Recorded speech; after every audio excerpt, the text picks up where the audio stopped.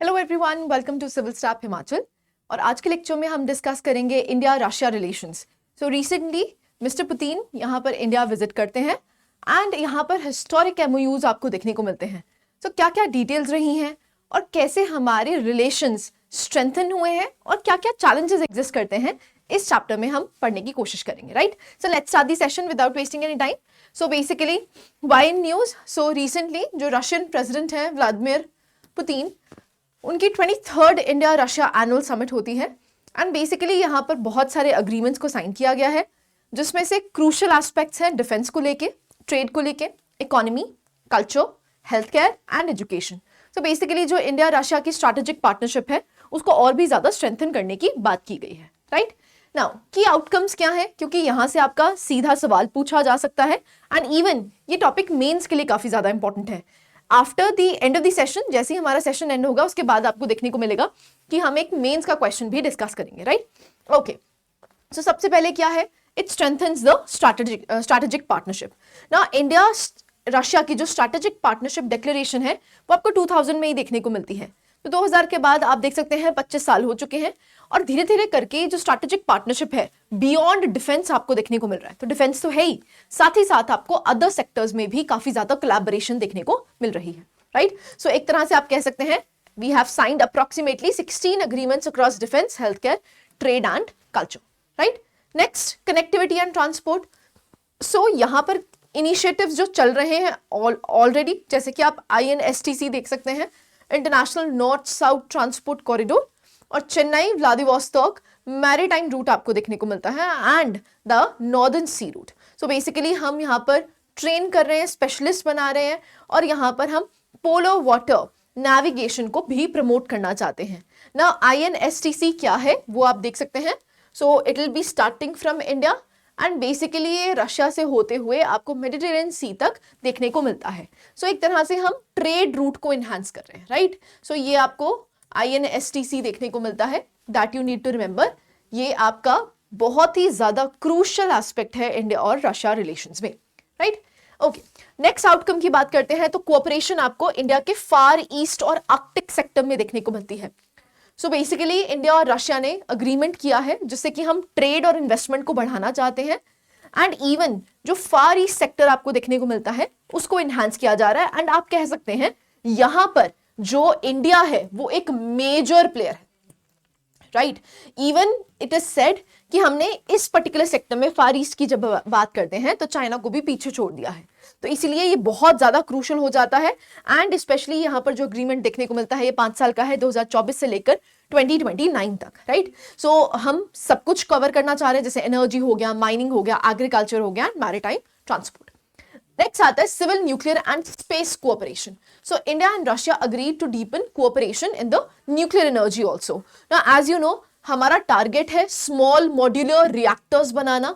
सो small modular reactors हमने initially start कर दिए हैं एंड इवेंचुअली हम 2047 तक जो हमारा गोल है कि हम क्या कर सकें, 100 गीगावाट ऑफ न्यूक्लियर कैपेसिटी बना सके, जो कि अभी कितना है, इट इज जस्ट 8.01।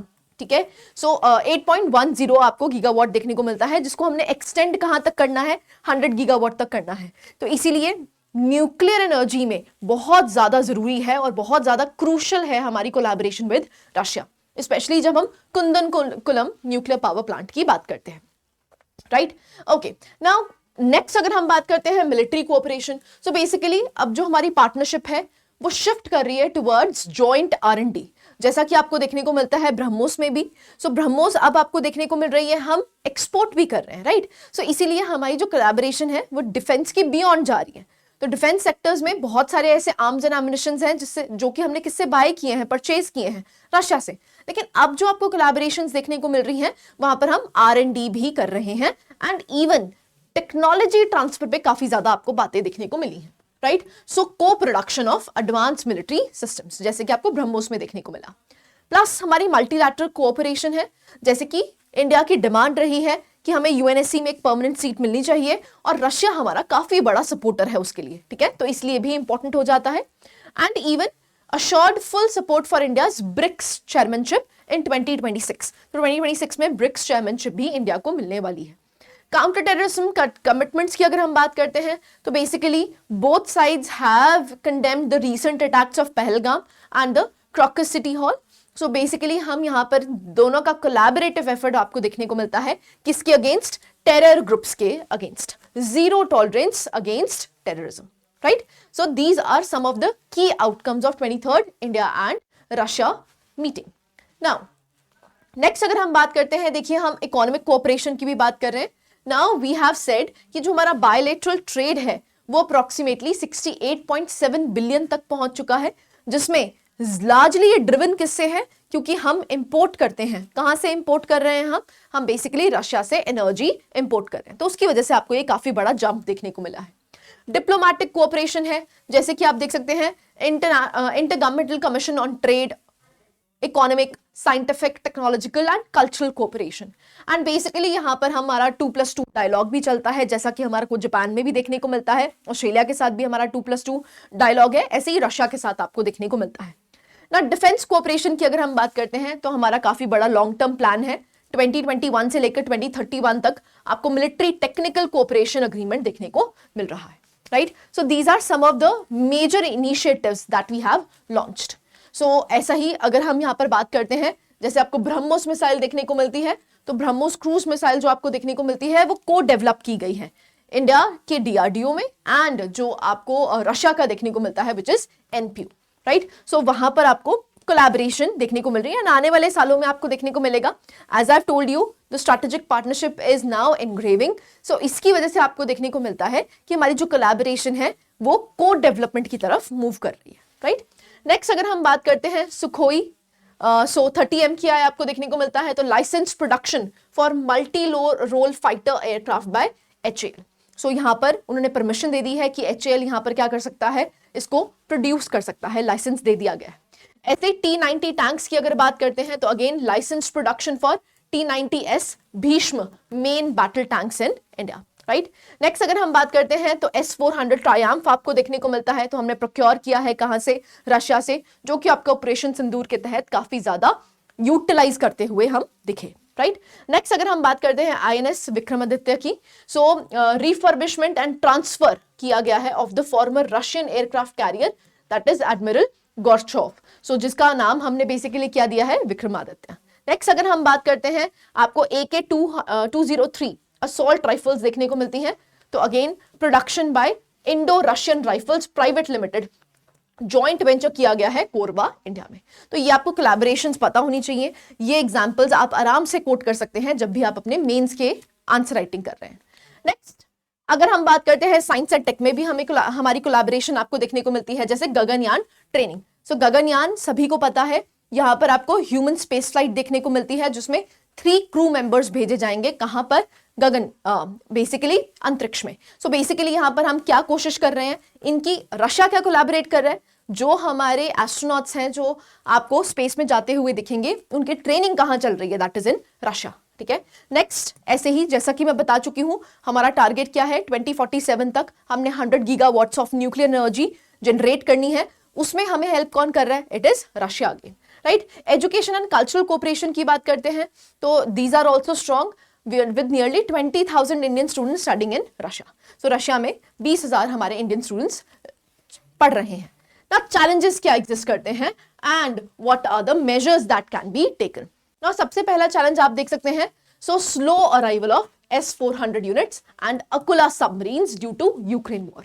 क्योंकि एज यू नो जो रशिया है वो उलझा हुआ है किसके साथ? यूक्रेन के साथ। तो उसकी वजह से जो S-400 की डिलीवरी है वो स्लो हो गई, ठीक है? अब मेजर्स क्या ले सकते हैं इसके लिए? So boost indigenous production. So basically हमें किस तरफ मूव करना होगा? इंडिजिनस प्रोडक्शन की तरफ मूव करना होगा। नेक्स्ट अगर हम बात करते हैं, in financial year 24-25 India imports over USD 63 billion from Russia but exports under 5 billion. तो ट्रेड डेफिसिट का बहुत ज्यादा आपको एक इशू देखने को मिलता है, क्योंकि हम ज्यादा इंपोर्ट करते हैं रशिया से, हम एक्सपोर्ट नहीं कर पाते हैं। एक्सपोर्ट कहां तक लिंगर ऑन कर रहा है? Only 5 billion. तो वहां पर आपको एक डिस्क्रिपेंसी देखने को मिलती है। सो बेसिकली हम क्या कर सकते हैं, हम अपने मार्केट एक्सेस को इंप्रूव कर सकते हैं, जैसे कि हमने FTAs करे हैं स्पेशली यूरोपियन एजेंसीज के साथ। सो बेसिकली हम ऐसे ही FTAs यहां पर भी कर सकते हैं, जिससे कि हम अपने ट्रेड प्रमोशन कर पाए, राइट। नेक्स्ट अगर आता है Moscow's growing reliance on Beijing. So basically इनका ग्रोइंग रिलायंस है किसके पास? चाइना के पास। तो उसकी वजह से आपको ये अनकंफर्टेबिलिटी देखने को मिलती है। So strengthen ties with Quad, Europe and Central Asia. So basically हमें अपनी प्रेजेंस बढ़ानी पड़ेगी। नेक्स्ट इशू आपको देखने को मिलता है sanctions have blocked normal banking channels. So normal banking channels जो रशिया के हैं वो स्टॉप हो चुके हैं, जिसकी वजह से काफी ज्यादा इश्यूज आपको देखने को मिल रहे हैं। सो बेसिकली हम क्या कर सकते हैं, हम ऑल्टरनेटिव पेमेंट रूट्स बना सकते हैं यूजिंग स्पेशल रुपी वॉस्ट्रो अकाउंट्स। सो ये बनाना जरूरी हो जाता है जिससे कि हम इसको बाईपास कर सकें, राइट। नेक्स्ट अगर हम बात करते हैं तो recruitment of Indian nationals into the Russian army often through the fraudulent job offers has resulted in casualties. So basically बहुत से ऐसे लोग हैं जो कहां पर काम करना जाना चाहते हैं रशिया में, बट प्रॉब्लम क्या है, फ्रॉडुलेंट बेसिस पे उनको बुला लिया जाता है, लेकिन उनको कहां पर रिक्रूट कर दिया जाता है? रशियन आर्मी में, जिसकी वजह से काफी ज्यादा कैजुअलिटीज हुई हैं और ये जो ट्रस्ट है वहां पर आपको एक डेफिसिट देखने को मिल रहा है, राइट। सो इसीलिए हमें क्या करना है, हमें स्ट्रेंथन करना है माइग्रेट प्रोटेक्शंस जैसे कि Madad portal, e migrate system and basically bilateral mechanism जिससे कि हम इसको एनहांस कर पाए, right. So these were some of the challenges and किस तरह से हम मेजर्स ले सकते हैं इसको भी हमने डिस्कस किया। ना आप सभी के लिए एक क्वेश्चन है जो कि आप प्लीज अटेम्प्ट कीजिए, क्योंकि India Russia relations in any sense it is important. चाहे आप कोई भी पेपर प्रिपेयर कर रहे हैं, चाहे आप हिमाचल के लिए प्रिपेयर कर रहे हैं, चाहे यूपीएससी के लिए प्रिपेयर कर रहे हैं, चाहे किसी भी स्टेट एग्जाम के लिए प्रिपेयर कर रहे हैं, India Russia relations are very crucial. So इसीलिए आप ये क्वेश्चन अटेम्प्ट कर सकते हैं। सो अगर हम क्वेश्चन की बात करते हैं, evaluate why India's involvement in the arctic and Russia's far east has become economically essential and examine the major opportunities it presents as well as the key limitations and challenges. तो बेसिकली आपका जो main question है वो यहीं से आता है कि जब हम इंडिया रशिया रिलेशंस की बात करते हैं तो हमारा इकोनॉमिक इंटरेस्ट है किसमें? रशिया के फार ईस्ट में, राइट। अब वो जो इकोनॉमिक इंटरेस्ट है उसके क्या एडवांटेजेस होंगे, क्या अपॉर्चुनिटीज होंगी, और दूसरा क्या लिमिटेशंस होंगी, और इन लिमिटेशंस को हम किस तरह से केटर कर सकते हैं। दिस इज द क्वेश्चन, ठीक है। तो इजी क्वेश्चन है, आप प्लीज डू अटेम्प्ट इट, सो जिससे कि आपकी मेंस की प्रैक्टिस भी शुरू हो जाए। देखिए जो भी हमारे टॉपिक्स रहेंगे, अगर तो वो टॉपिक सिर्फ प्रीलिम्स के लिए है तो ऑब्वियसली बात है आपको एक एमसीक्यू देखने को मिलेगा, लेकिन अगर वो टॉपिक आपके मेंस से रिलेट करता है, जैसे कि ये टॉपिक है, अब ये मेंस के लिए ज्यादा क्रूशियल है, तो इसीलिए आप कोशिश कीजिए ऐसे ऐसे छोटे टॉपिक्स जो आप इजीली केटर कर सकते हैं उसके आंसर राइटिंग प्रैक्टिस जरूर स्टार्ट कीजिए, राइट। तभी आपका मेंस प्रिपेयर हो पाएगा। So this was it from my side. ये हमारा जो टॉपिक है वो कंप्लीट होता है एंड बेसिकली यहां पर आप एक मेंस का क्वेश्चन प्रैक्टिस कर सकते हैं, राइट। सो इस टॉपिक में हमने पढ़ा क्या क्या हमारी अग्रीमेंट्स हुई हैं, what are the challenges that are there and क्या मेजर्स ले सकते हैं जिससे कि हम इंडिया रशिया रिलेशंस को और भी ज्यादा स्ट्रेंथन कर पाए। So this was it from my side. I hope you like the lecture. Thank you very much.